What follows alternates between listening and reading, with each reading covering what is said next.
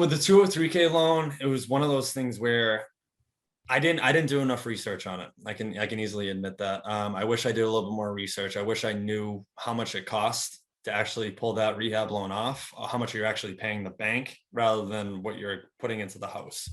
So I think I ended up paying about like $6,000 or like $7,000 more for the actual rehab loan to take place. And then on top of that, I also had to pay the money for the mortgage and the increase of whatever I was putting into the house.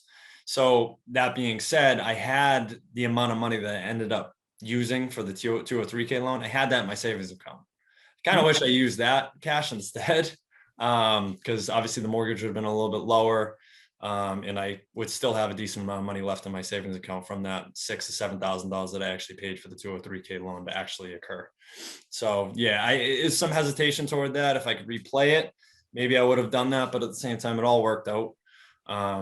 And it turned out a really, really solid way. And you need a good contractor. The contract is a big piece too. So Yeah. Yeah. And so I guess like for somebody else that's considering doing a 203, like what advice would you give them? I would say if you can get a really, really solid discount on a home that needs a ton of work, and then also at the same time, just try to get a contractor that you're networked with, that you trust. Try to get them to be able to give you a solid idea, solid estimate as to how much work needs to be done. And then factor that into the mortgage. Have your lender, whoever that is, talk to them, work out a monthly payment, what it would look like if you actually move forward with that property, purchase it, and then also put all of that money from the 203K loan into it.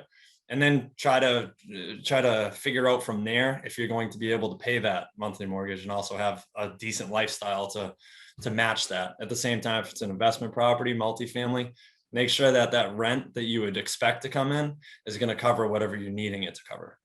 Mhm. I feel like that's pretty important.